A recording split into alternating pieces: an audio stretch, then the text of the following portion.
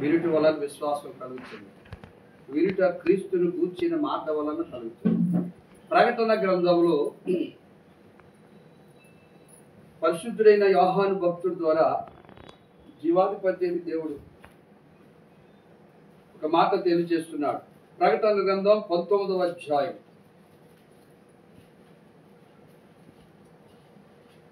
6-7 వచనాలు. అప్పుడు గొప్ప సమూహము శబ్దమును, అప్పుడు గొప్ప జన సమూహపు శబ్దమును, విస్తారమైన జలముల శబ్దమును, బలమైన ఉరుముల శబ్దమును, పోలిన యొక్క స్వరము, సర్వాధికారియు మన దేవుడు ప్రభువునకు మన దేవుడు ఏలుచున్నాడు. ఆయనను స్తుతించుడి. గొర్రెపిల్ల వివాహోత్సవ సమయము వచ్చినది. ఆయన భార్య తన్ను తాను సిద్ధపరచుకొని ఉన్నది. కనుక మనము సంతోషపడి ఉత్సహించి ఆయనను మహిమపరిచేదమని చెప్పగా వింటిని. ఇక్కడ ఒక స్వరము వినబడుతుంది. అది జీవము కలిగిన దేవుని యొక్క స్వరము అని ఈ ప్రకటన గ్రంథకర్త వివరిస్తూ ఉన్నాడు.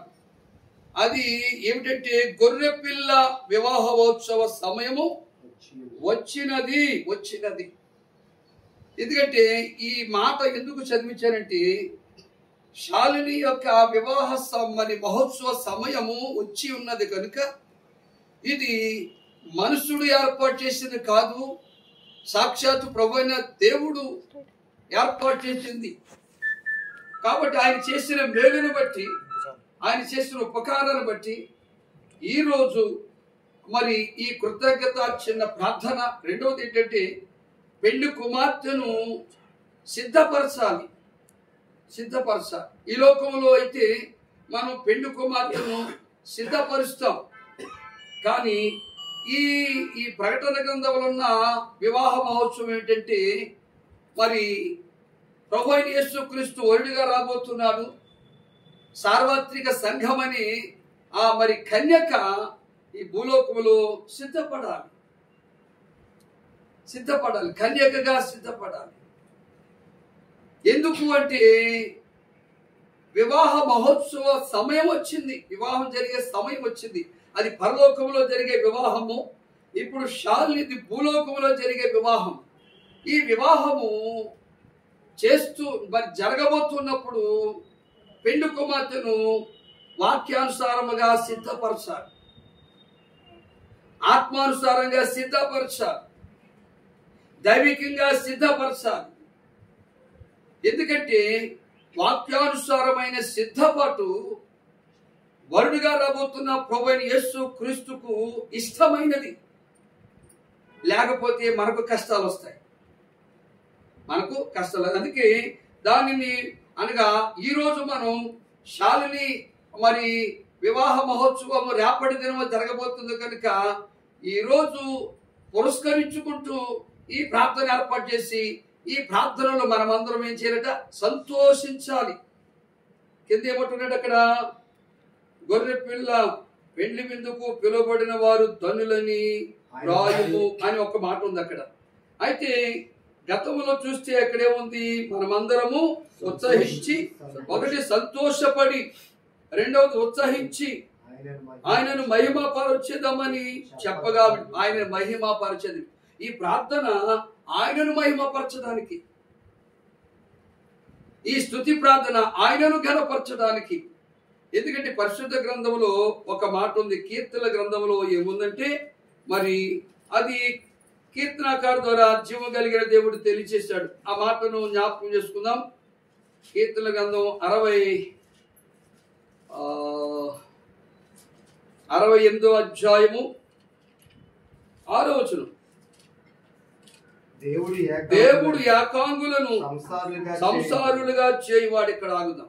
దేవుడు ఏకాంగులను సంసారులుగా చేయువాడు. ఏకాంగులంటే విడివిడిగా ఉంటున్నటువంటి వారిని, ఏకాంగులంటే ఒంటరిగా ఉంటున్నటువంటి వారిని, ఏమండి ఈ ఒంటరిగా ఉంటున్నటువంటి వారిని సంసారులుగా చేసేది ఎవరు? ఒక మనుషుడు కాదు, ఒక ధనవంతుడు కాదు, ఒక బంధువుడు కాదు, దేవుడు సాక్షాత్తు పరమేశ్వరుడు, పుణ్యాత్ముడు, పరిశుద్ధుడు, పాపులలో చేరక ప్రత్యేకింపబడినటువంటి జీవము కలిగిన దేవుడే ఈ యాకాంగులు ఏం చేస్తాట?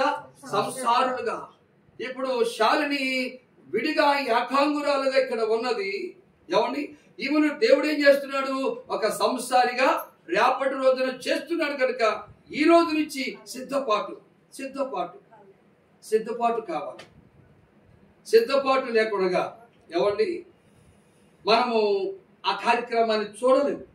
కాబట్టి ఈ సిద్ధపాటు కోసమే ఈ ప్రార్థన. ఇంకోటి ఏంటంటే దేవుడే ఈ కార్యక్రమం చేశాడు కనుక ముందు దేవునికి మహిమ కలగాలి, దేవునికి ఘనత కలగాలి. అందుకే పరిశుద్ధ గ్రంథంలో చూస్తే ఇక్కడ చెప్పిన మాట ఏంటంటే దేవుడు యాకాంగులను సంసారులుగా చేయవాడు. అదే మాటను పౌలు గారు పురస్కరించుకొని ఒక మాట చెప్పాడు.